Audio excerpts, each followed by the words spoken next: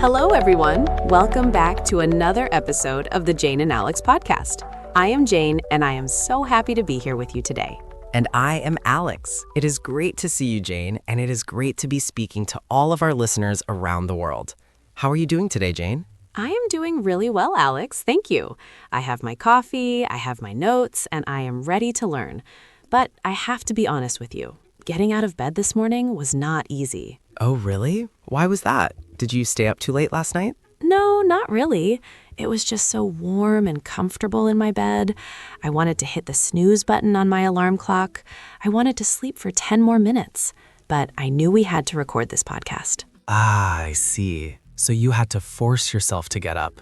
You had to make a hard choice. Exactly. And that actually leads perfectly into our topic for today. Today, we are talking about something very important for success. We are talking about how to be disciplined. Yes, this is a huge topic, how to be disciplined.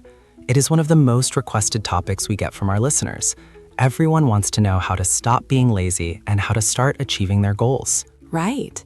Because we all have goals, right? We want to learn English, or we want to get fit, or we want to save money.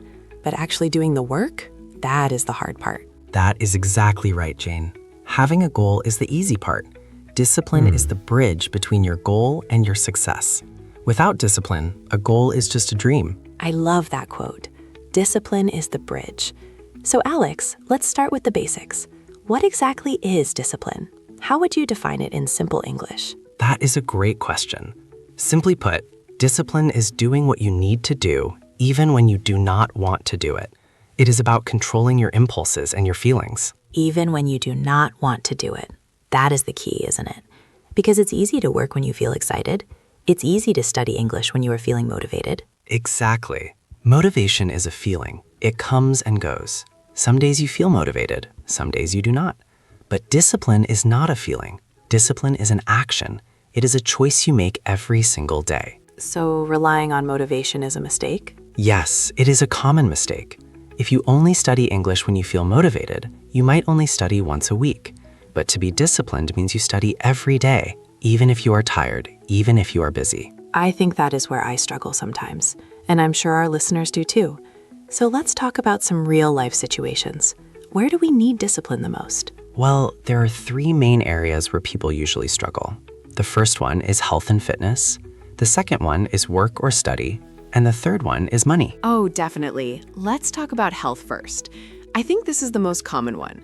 Everyone wants to be healthy, but eating salad is not as fun as eating pizza. That is a perfect example.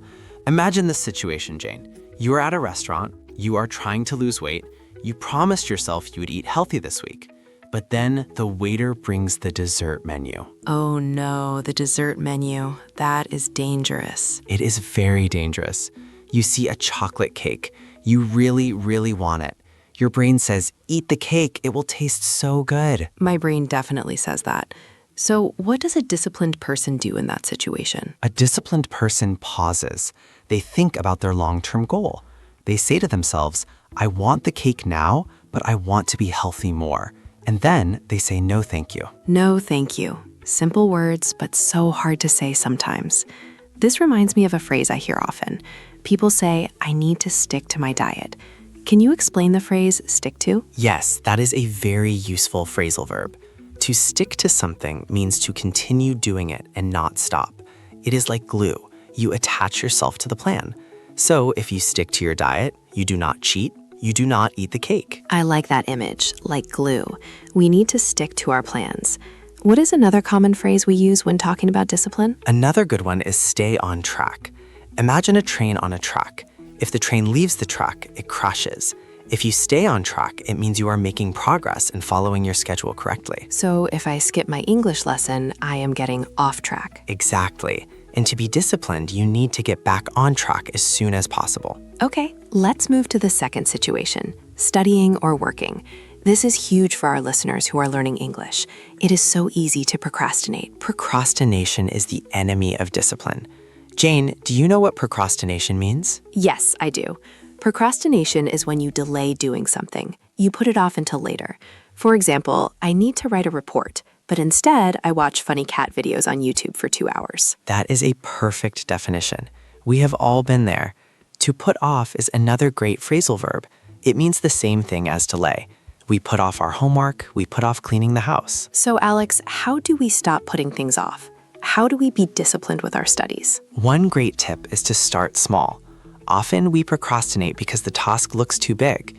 If you say, I must study English for 2 hours, your brain feels tired immediately. That is true. 2 hours sounds like a lot of work. But what if you say, I will study English for just 5 minutes? 5 minutes? That sounds easy. I can do 5 minutes. Exactly. And that is the trick. Once you start, it is easier to keep going. The hardest part is starting. So discipline is often just about forcing yourself to do the first 5 minutes. That is really good advice. I think I can use that. Just 5 minutes. It is less scary. Yes. Another important part of discipline is removing distractions. Jane, when you study, where's your phone? Usually, it is right next to me on the desk. And what happens when it beeps? I look at it immediately, and then I start scrolling through social media. Right. That breaks your focus. A disciplined person knows their weaknesses. If you know you cannot resist your phone, you must hide it. Put it in another room. Put it in another room? That sounds extreme. It is necessary. Discipline is about creating an environment where it is easy to do the right thing and hard to do the wrong thing. If the phone is far away, you will stick to your studying. That makes a lot of sense. It is like the chocolate cake example. If I do not buy chocolate cake, I cannot eat it at home. If I do not have my phone near me, I cannot check it. Precisely. You are making it easier for your future self to be good. I love that concept, helping your future self. Okay, Alex, let's try a little practice. Let's do a role play. I want to show our listeners how this sounds in a natural conversation. That sounds like a great idea. What is the scenario? Okay, let's say we are friends. I am supposed to go to the gym with you, but I am feeling lazy. You need to help me be disciplined. Okay, I'm ready. Ring, ring, I'm calling you. Hello? Hey, Jane, I'm outside your house. Are you ready for the gym? Oh, hey, Alex. Listen, I don't think I can go today. I had a really long day at work, and I'm just so tired. I think I'll just stay home and watch a movie. Come on, Jane. You said that last time. Remember your goal? You said you wanted to run a 5K race this summer. I know, but one day won't hurt, right? I'll go tomorrow, I promise. Jane, you know that tomorrow often never comes. If you skip today, it will be harder to go tomorrow. Just put on your shoes. We don't have to do a hard workout. We can just walk. You are right. I always feel better after I exercise. It's just getting off the sofa is so hard. I know it is tough, but think about how proud you will feel in 1 hour. Don't break the chain. You've gone to the gym 3 days in a row. You are right. I don't want to break the chain. Okay, Alex, give me 2 minutes. I'm putting on my shoes. That's the spirit. I'll wait for you in the car. And scene. Wow, Alex, you are very convincing. I try my best, but did you notice the techniques I used? Yes, you reminded me of my goal, the 5K race.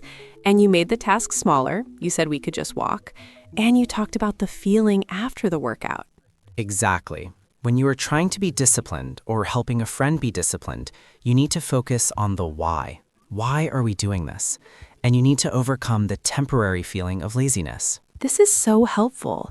I want to ask about another phrase I hear, willpower.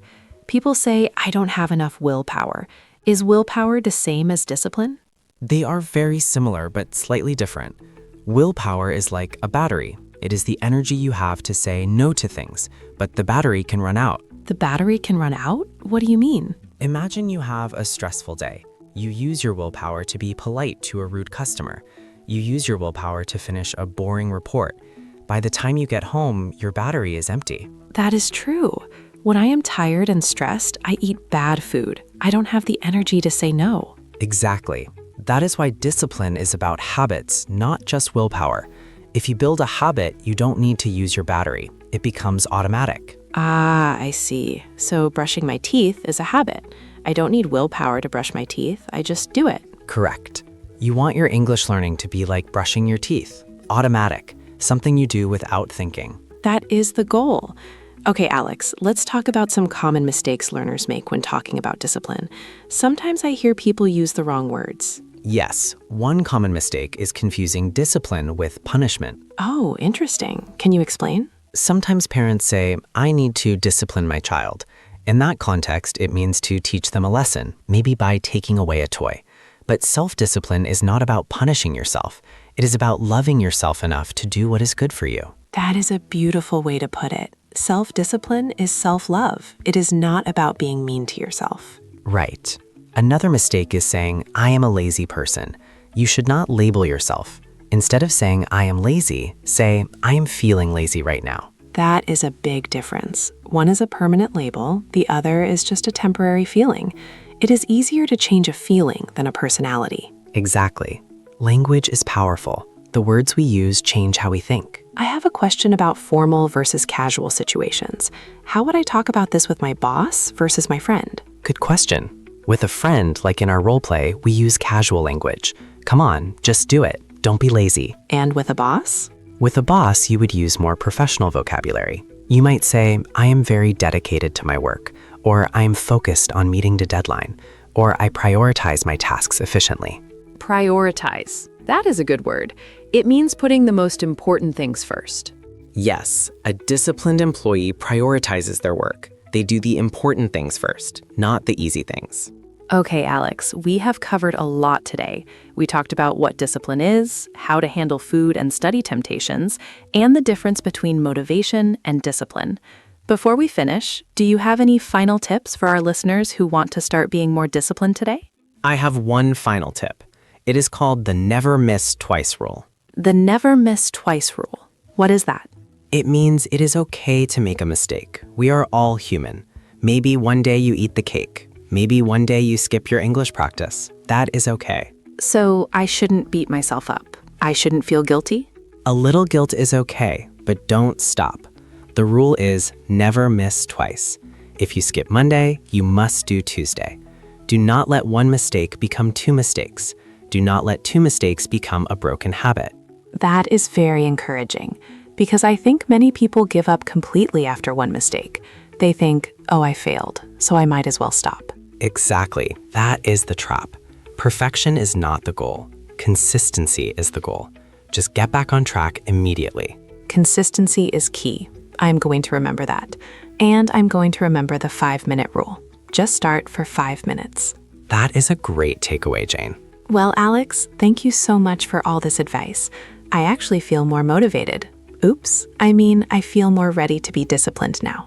I am glad to hear it, Jane. And thank you to all our listeners for tuning in. We hope this episode helps you reach your goals, whether it's learning English, getting fit, or anything else. Yes, thank you, everyone. Don't forget to practice what you learned. Try to use the phrases stick to, put off, and stay on track this week. And tell us in the comments, what is one thing you want to be more disciplined about? We love reading your answers. We surely do. Have a wonderful, productive, and disciplined week, everyone. See you next time. Goodbye, everyone. Keep learning. Bye.